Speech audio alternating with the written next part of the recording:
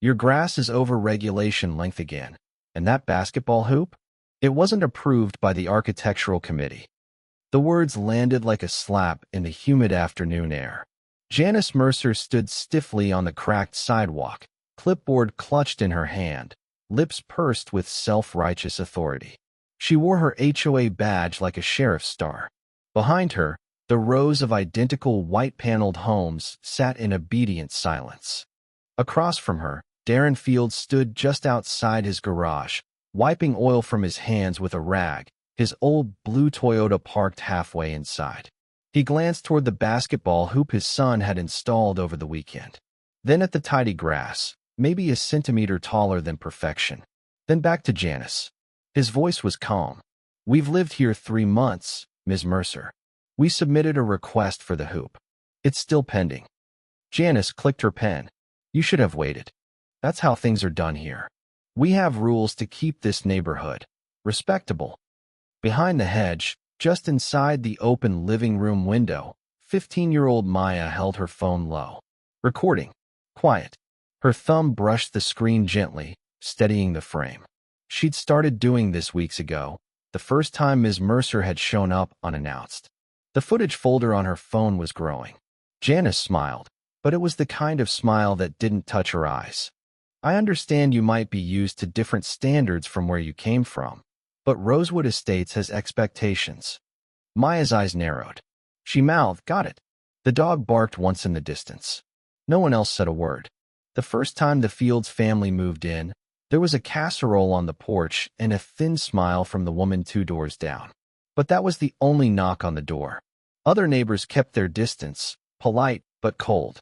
Eyes lingered a little longer on Darren's car, on Angela's natural curls, on Maya's afro puff when she rode her bike past.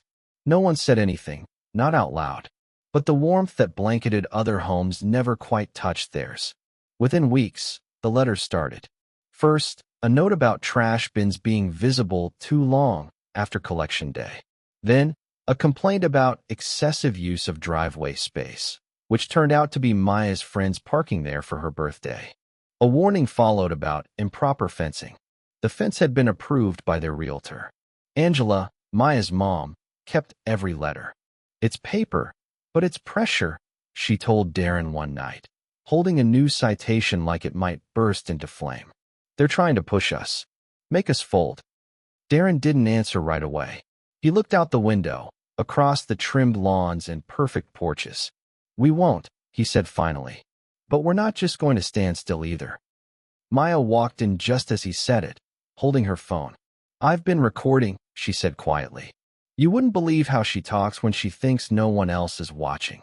Angela looked at her daughter, proud and concerned all at once. Then Darren said, "Good. Keep the camera rolling."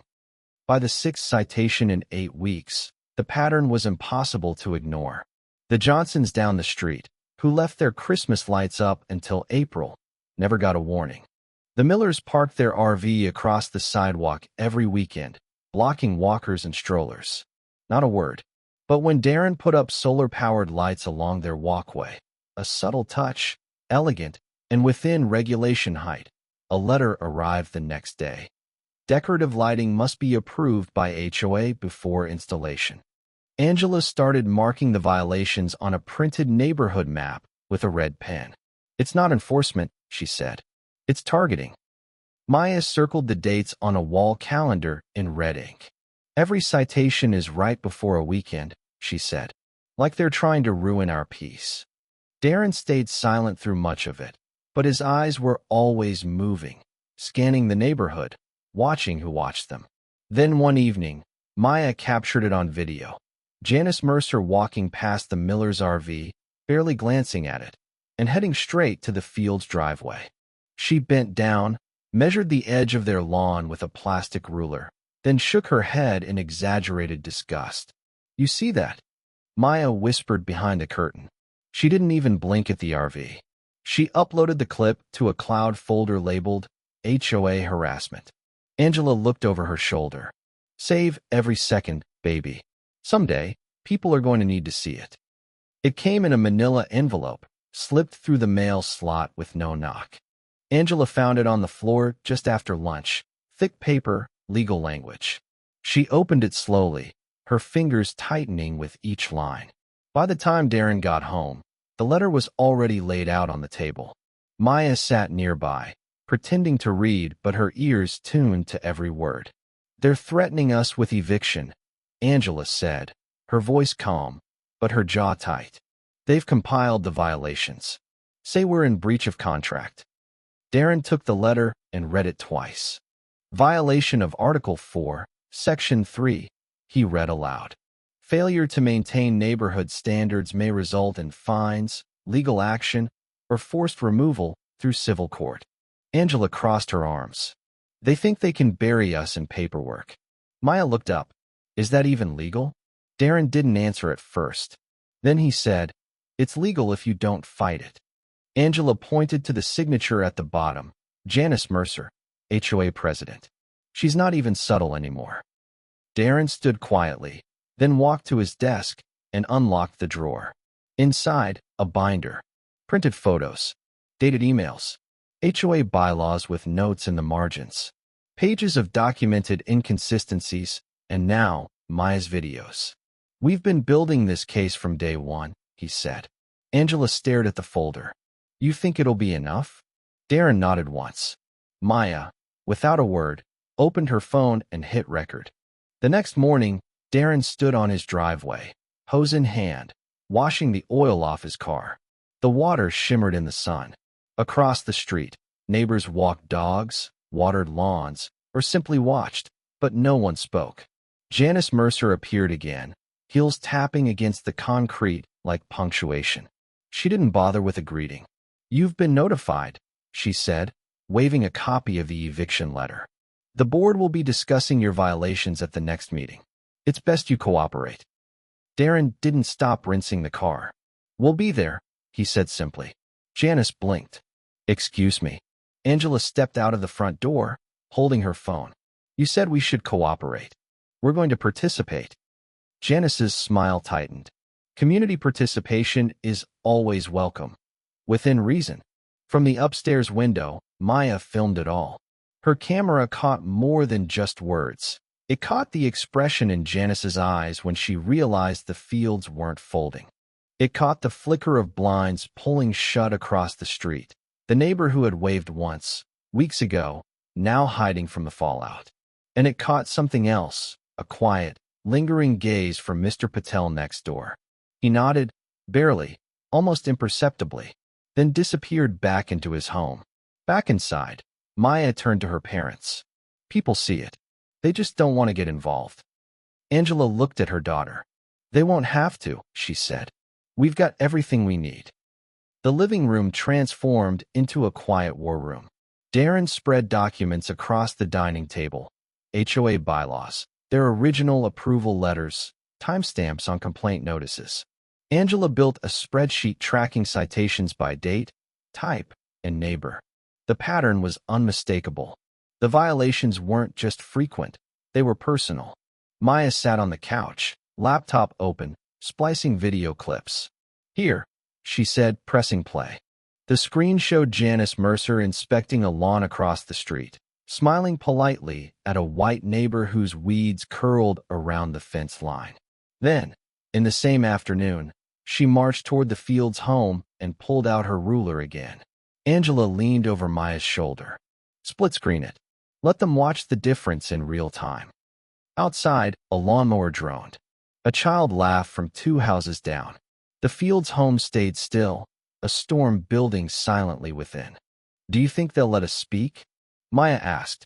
"They can't stop us at a public HOA meeting," Darren said. "And if they try?" Maya held up her phone. "I'll be recording." Angela smiled.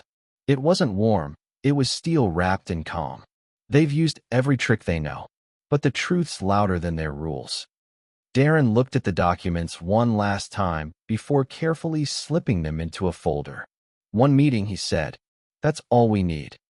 The Rosewood Estates Community Center smelled like old carpet and lemon-scented cleaning spray.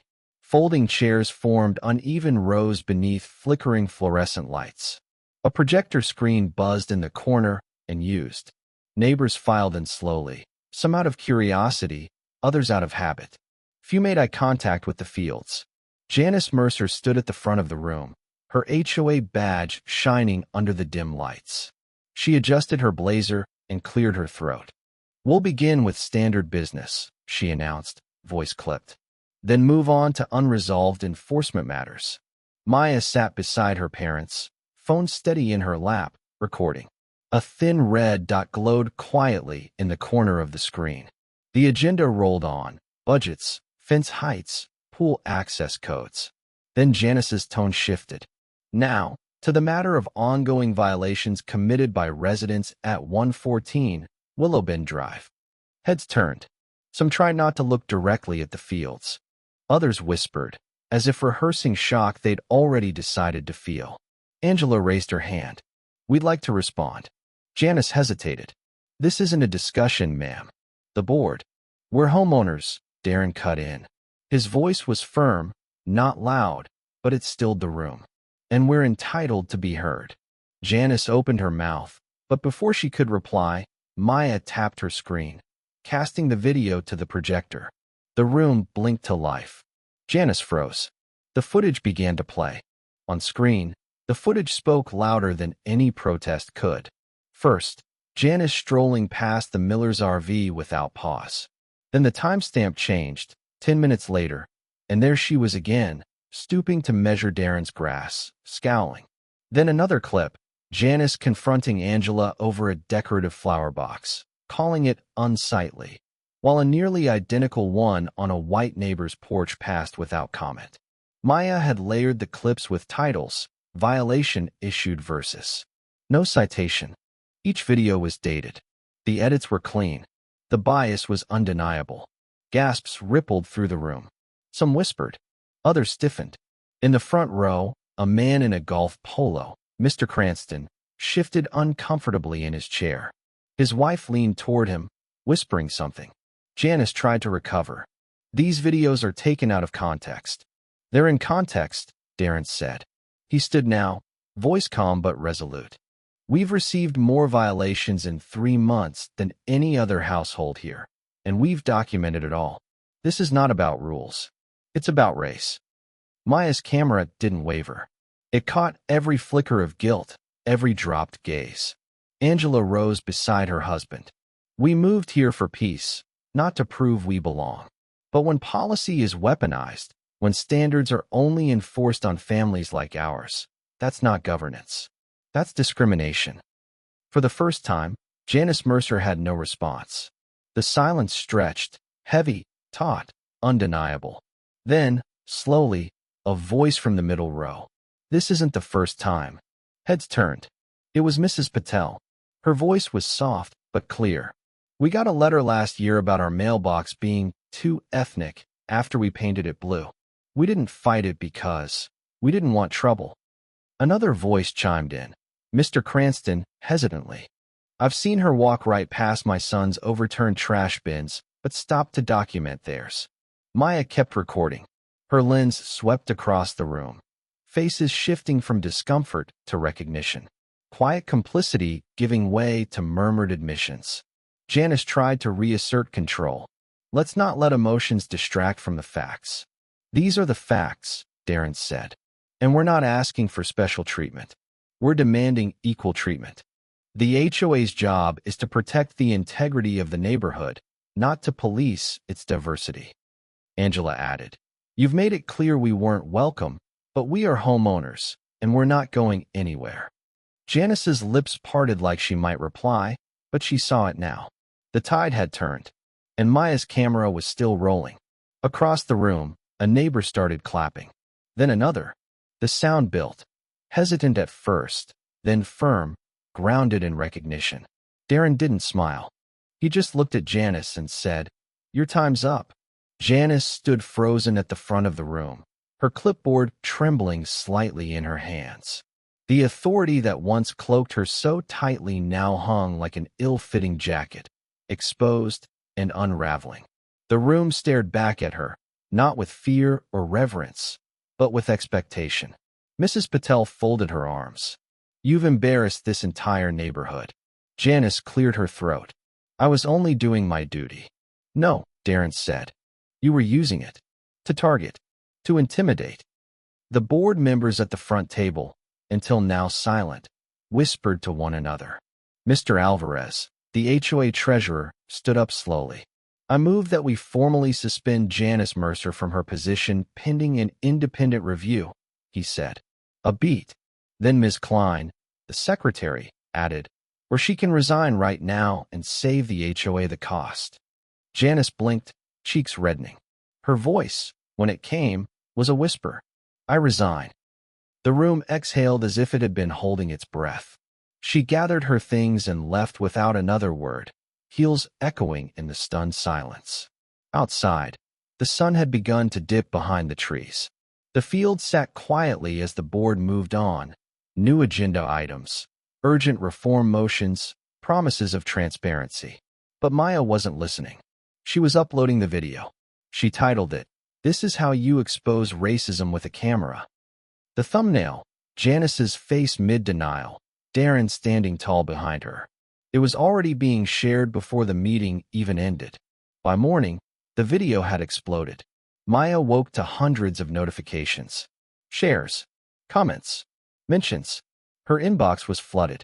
The clip had been reposted across platforms, Twitter, TikTok, Instagram. News anchors debated it on morning shows. A headline flashed on one local channel. Black Family Records HOA President's Racial Bias. Community response. In the video's comments, people wrote, I've lived this exact story. Thank you for recording it. This should be taught in law schools. Policy used as a weapon. The daughter's composure, the real MVP. Angela scanned the comments while sipping coffee, her expression unreadable. It's more than us now, she said. Darren nodded, standing by the window. Outside, a few neighbors walked by, and for the first time, they waved. Genuinely. One even crossed the street.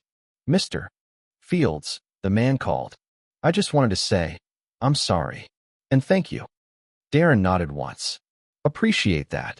Back inside, Maya sat at her laptop, answering interview requests. A journalist from the Washington Post wanted to talk. So did a civil rights attorney. A university professor asked to use the video in her curriculum. She turned to her parents. You think we actually changed something? Angela leaned in, kissed Maya's temple. You didn't just change something. You lit a fuse. Within a week, Rosewood Estates was no longer just a suburban neighborhood. It was a case study. Civil rights groups requested the HOA's bylaws for review. Legal experts began dissecting the footage in op-eds. News crews set up briefly at the community's front gate, capturing the image of a once exclusive enclave now confronting its quiet bigotry. The HOA board, under pressure, held an emergency session. Maya watched from the back, arms crossed, phone idle in her pocket. She didn't need to record this one. The room was full of cameras now, real ones, press badges clipped to jackets, mics held like weapons of truth. Mr. Alvarez took the podium. Effective immediately, we're launching a full policy audit. We'll bring in third-party civil rights consultants. HOA enforcement will be subject to community review, and all board members must complete anti-bias training, mandatory. Angela raised her hand. And past violations? A long pause. Then, all citations issued to the Fields family in the last 3 months are voided. Applause erupted, not thunderous, but real. From neighbors who had stayed silent too long. From those who'd finally stepped into the discomfort and chose decency. Darren didn't clap. He just nodded, slowly. A quiet victory.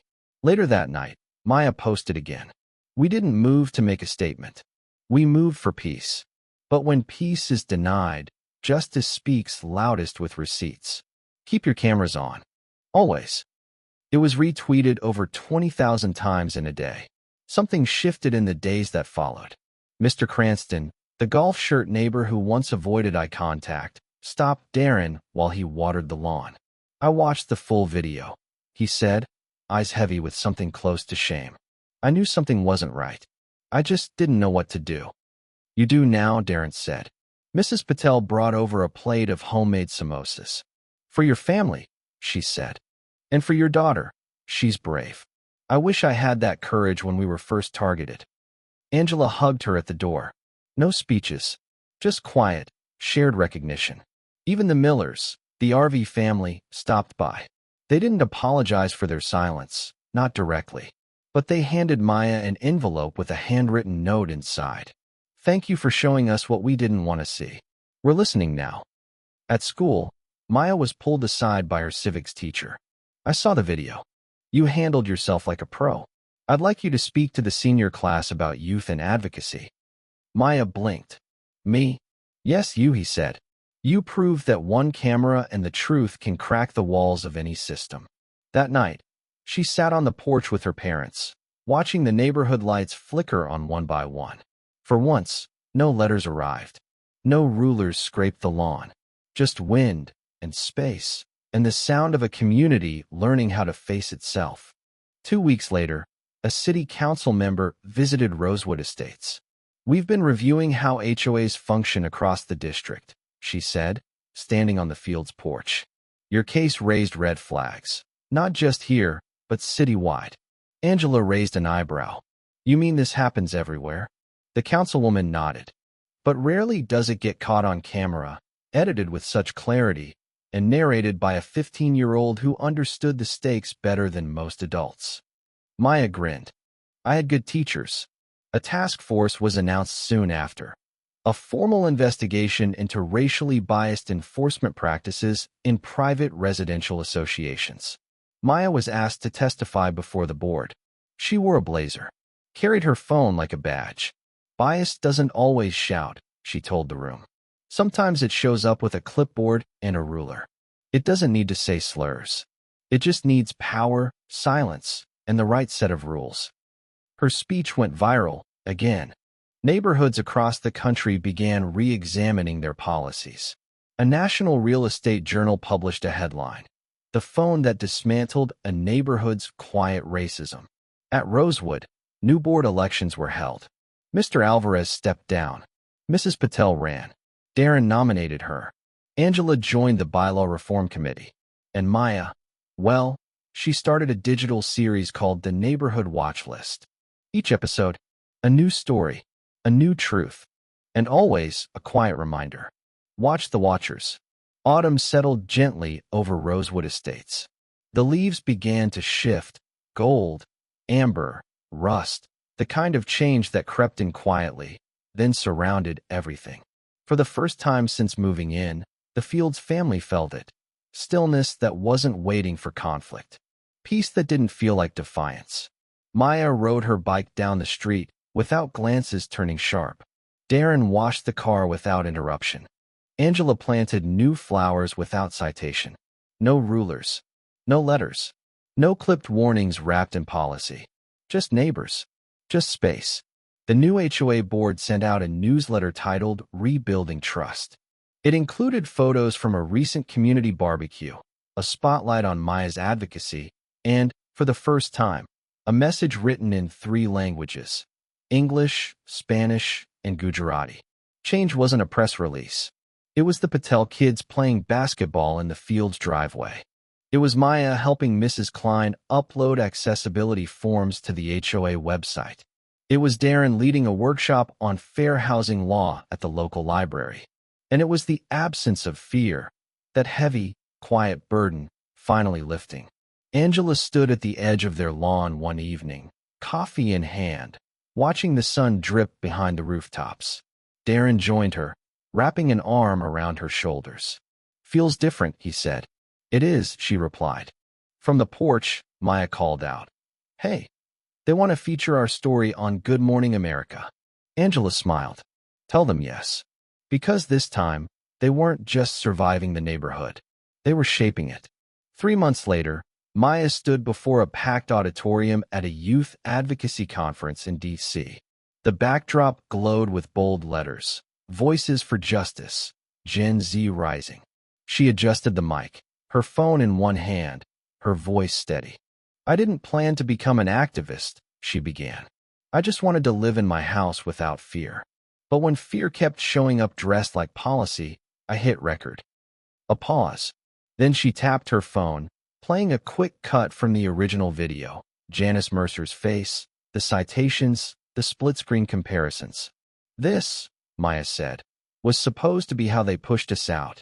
Instead, it became how we changed the system. Applause rose like a wave, not thunderous, but deep, resonant. Afterward, a girl with braids and braces approached her. My HOA's been targeting my family too. We started recording after we saw your story. Maya hugged her. No words, just the quiet power of shared truth. Back home, Darren framed the original violation letter, the one that threatened eviction, and hung it in the hallway. Beneath it, Angela placed a plaque. They tried to evict us. We built a movement instead. Maya's channel reached 500,000 subscribers. Schools used her footage in social studies classes. And across the country, families began to film, speak, and demand more. The house at 114 Willowbend Drive no longer stood alone. It stood as proof. That truth, documented with care, can break silence and change everything. Thank you for watching. Subscribe me and hit the notification bell to not miss new stories. Bye.